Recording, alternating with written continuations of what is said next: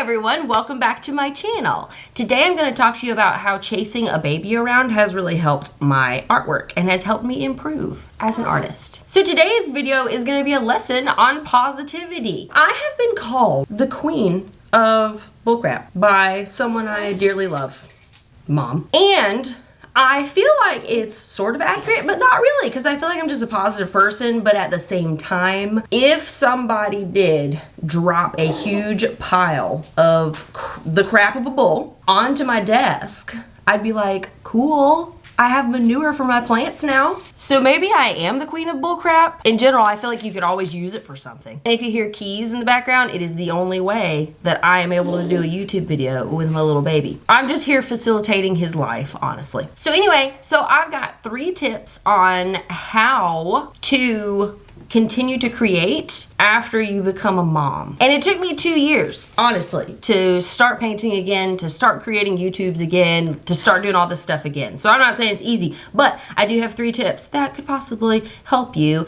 particularly with painting. So the first thing that I learned is you have to make every brushstroke intentional. Before I was a mom, I could sit down with a piping hot cup of coffee and I could carve out like 3 hours just to paint and enjoy my life. Those days are gone. Now he agrees. So now I only have like 7.5 minutes spread out through the day, so you gotta make it count. I feel like I have become more efficient as a painter because I'm not just slathering paint here and there and hoping for the best. Instead, I'm being very intentional about where I want to go, what I want to do. So, and it also helps that I can lock everything down in a minute's notice. So I have a wet palette in order to save all of my paints. So that way, if the baby needs some water, I can just slap on the lid and roll. I've also got the cup of water I can put all my brushes in, so that way I can wash them out later at like midnight when the baby goes to sleep. Basically, everything can be locked up when duty calls. And by duty, I mean there is a lot.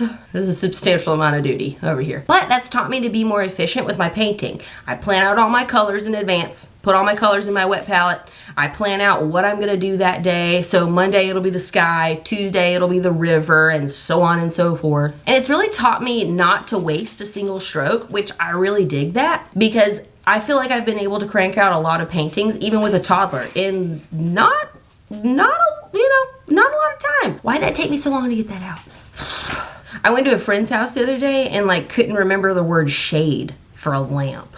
Like, I don't know if I just birthed the baby or I also birthed half of my brain along with him.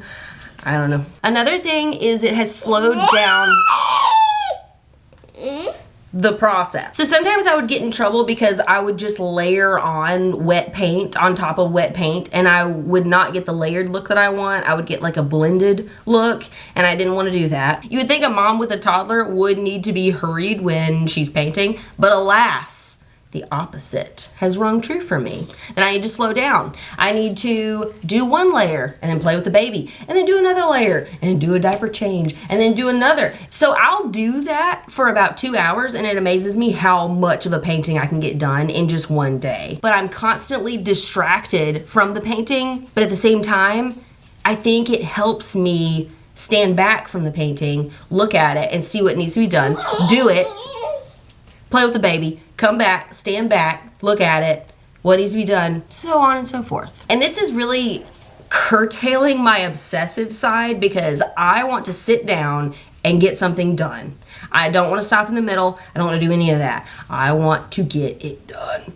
And so I think the obsessive side of me is kind of dying, which is kind of painful and uncomfortable. But then I feel like I'm getting better as an artist at the same time. So you gotta die to live, you know what I'm saying?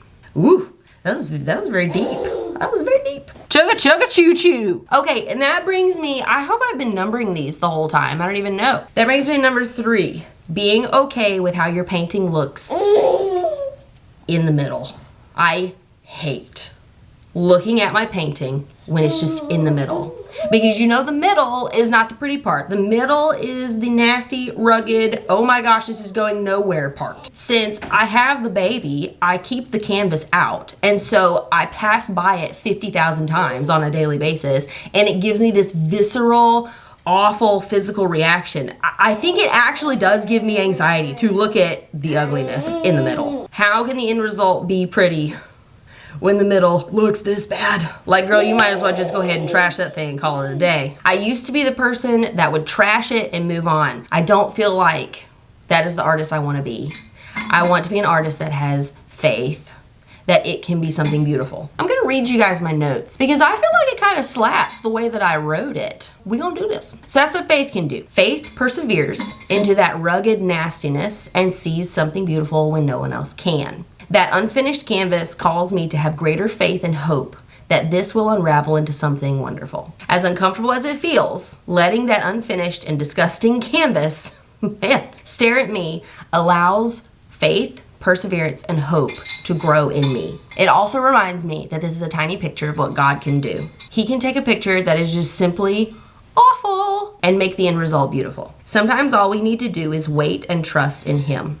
Other times, what causes us to recoil in this life will be remade into something magnificent in the next. So, people, I hope you have enjoyed this, and if you are a new mom and you're still trying to maintain that creative side of you, I hope this helps. And let me know what you think. As always, like, subscribe, comment. Don't like, don't subscribe, don't comment. Be true to yourself. Later.